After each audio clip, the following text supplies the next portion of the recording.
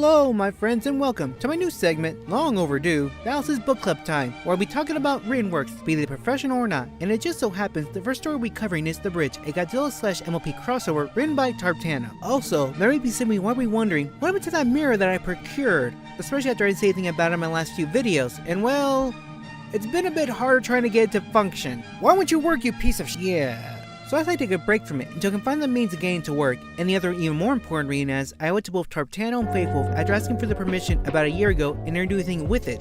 Faithful especially because she's the one who brought yours truly to life. But without further dilly-dallying, here's The Bridge. So how does a madman like Tartano manage to combine the destructive madness that is Godzilla with the joyful fun of My Little Pony? By first create his own timeline of course. Just go to his blog on Fanfic and you get an extensive timeline made bridging every era of the Godzilla franchise. And not only do we see Toa's Kaiju, but some other monsters like Gamera and his posse, a lesser-known Kaiju named Raiga, and also the cast from Pacific Rim.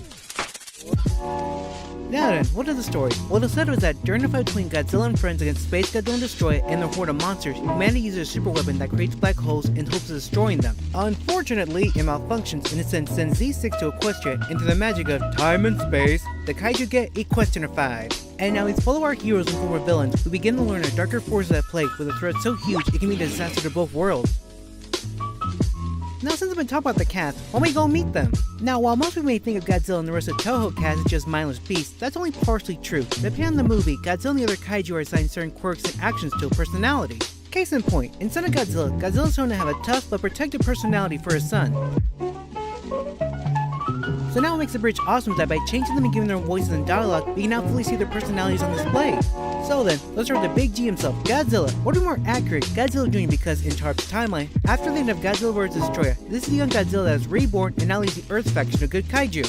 And according to the bio that Tarp created, it reads, not soft but morally good, while there's some he can't stand being around, being partly raised by humans did make him a more gentler giant than his predecessors. And this really does help explain him. He not only has been thrust and now carries the burden of being new king of the monsters, but also carries the sins of what his father, Godzilla Sr. did, and struggles with trying to honor his memory but without making his mistakes.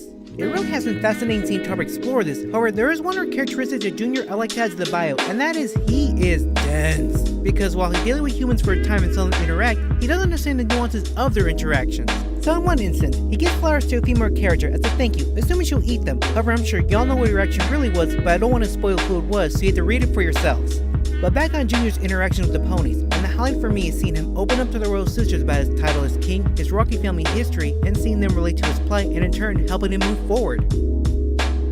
Next up for Team Good Guy is Mothra Leah. Now in Tarp's timeline, she is born after the deaths of both Mothra and Batra, and this makes her special as she has both of their powers and skills. As her bio states, Mothra is a paragon of benevolence, being the brains and the heart of the benign tearing Kaiju forces. She is as clever as she is caring, and has more than enough bravery to put both to use defending what she holds dear. And once she's in Equestria, she strikes up an instant kinship with Twilight and acts as an older sister figure to her as they work together to figure out how to send the Kaiju back to Earth.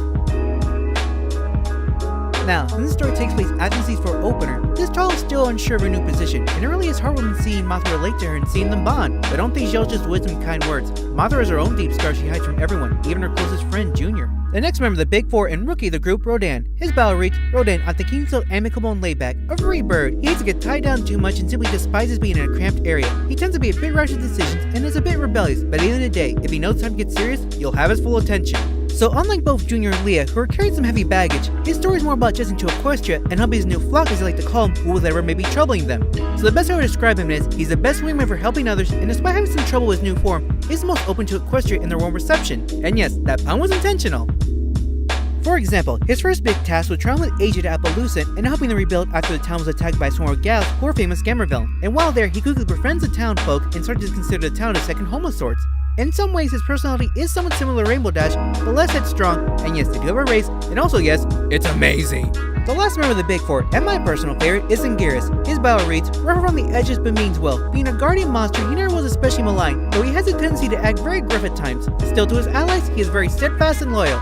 In short, he's the AJ of the squad but with spikes. Not only sharing key characteristics, but both their stories tend to deal with external situations and really internal ones. In fact, later on in the story, it is revealed that Anguirus sacrificed his powers to save another Kaiju, and so that's why he's now a weaker monster, but to this day doesn't regret it, which I gotta applaud Top for since in the movies and stories he's been in, he tends to get more beatings than the one doing the beating. claws crossing makes into a legendary universe. And now we come to the two most interesting kaiju in this ensemble, Destroyer and Space Godzilla. Let's start with Destroyer first, since I want to try as hard to avoid spoilers as I will with Space G. Now Destroyer is female in this story, and to those wondering why I'm saying this, that's because there's a bit of a debate among G fans on what Destroyer's true gender is, and thankfully Tarb gives an excellent reason why.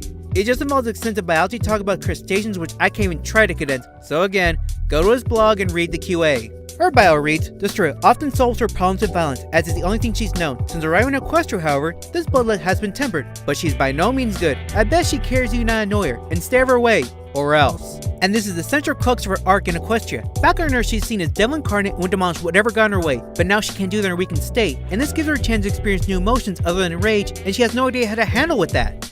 As well, and I can't believe I'm saying this, some of the most heartwarming scenes early in the bridge come from her interaction with the CMC. Trust me, there's one moment that'll have your jaws dropping, and you will get diabetes from this. Now we come to the final member of this band of misfits, Space Godzilla, or Sharptanas called him Xenon, because seriously, constantly calling Space G is stupid and will get tiring real fast. His bio reads, dark, but the extent of which is unknown. While he cares a little for what he considers lesser beings, he respects power, can be highly destructive, but really goes out to do so without a reason. Hold up, are we sure this is Xeno's bio and not Lelouch's? But more to the point, this bio helps show why, out of all the kaiju cast, I find the most interesting to read about. Whatever movie he makes, whatever action it is, there's a deep reason for it, with the biggest reason why he leads the mutant faction and constantly fights Junior. However, events happen that cause him to doubt and even fall into despair until a pony from Counterlot helps him, and we begin to see a side of him that I honestly never knew I wanted to see until now.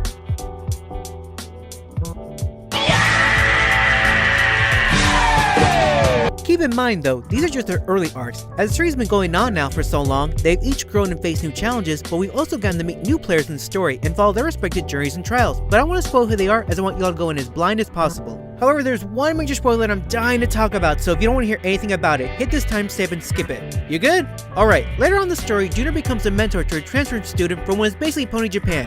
And as her design shows, she looks awfully similar to a certain well-known anime character. Yeah, this is Chibi Moon from Sailor Moon. But also note, you see, Tarb didn't just crowbar her, the scouts, and the boyfriend in. Instead, he has crafted in the lore of Sailor Moon into his series, but tweaked it.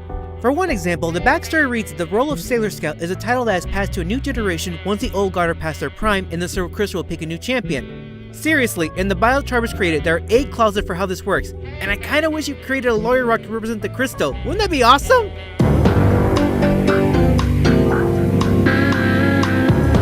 Now then, let's talk about another aspect of why this story is so great, and that's the fantastic artwork done by Ms. Faith Wolf. As I said before, she's the one who brought yours truly into existence, so that alone should tell you how great of an artist she is. But even I can admit that I pale in comparison to the main scene she's brought to life from the story, and if memory serves, Tarn even asked her to, she just wanted to help. Now that, my friends, is a keeper. The thing I love about her work, other than getting to see the scenes, is that because of such high quality, I dare say she'd be a great artist for the LMP comics, from scenes of pure delight to one of horror, and especially when you look at the outlines of the ponies and see how soft they are, to the more hard outline of the kaiju, she has such great range. In fact, here, let me show you a few of my personal favorites.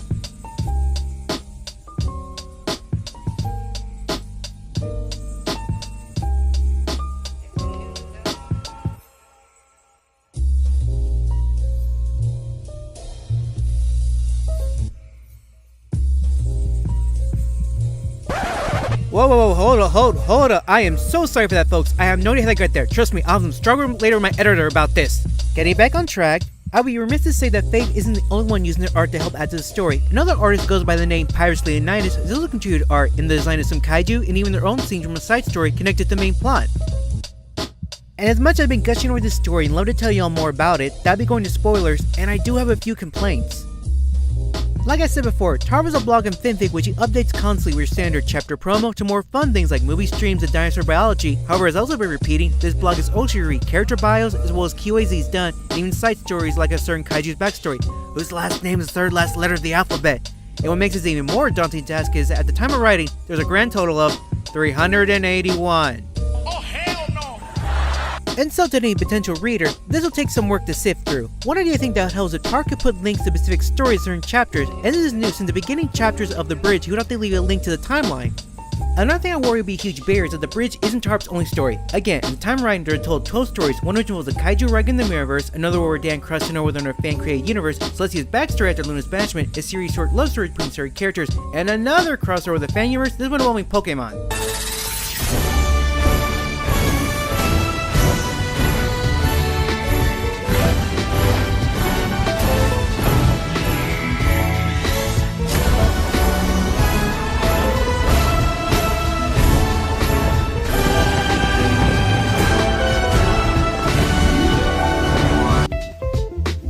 before you think that I'm hating on the side content, I don't. In fact, I love just as much as I love the main story. However, my big take is that the main story is not even complete. I mean, there's as much flag as the more it gets for all the side games. At least he finished Kingdom Hearts 1. I guess my fear is that I don't want to wait forever for the story to end, and with a new side piece, I just see the finish line going further and further away, and this also creates an even bigger entry for new readers. But thankfully, Tarb has created a group in FinFic called the Amalgamverse, and he separates the stories that are canon and non-canon, so this definitely helps out a lot. Thus, we've come to the end of the news segment, and hope I managed to convince some of y'all to check out this story, and hope y'all enjoyed the video. If not, then please feel free to leave your thoughts on what I can do to improve, because I do want to come back to this segment now and again. Finally, a huge thank you to Sapphire Heartsong for the thumbnail, and Filmflex for these fabulous poses. Until next time, I'm Oh yeah! Alright. Well, as promised, introducing my editor, Greystorm! Or Gray for short. Say hi, Gray! Yeah, I'm not much of a talker, but great at editing. Anyway, like I tried to say before, till next time, this is Valis, and we hope y'all are having a good day.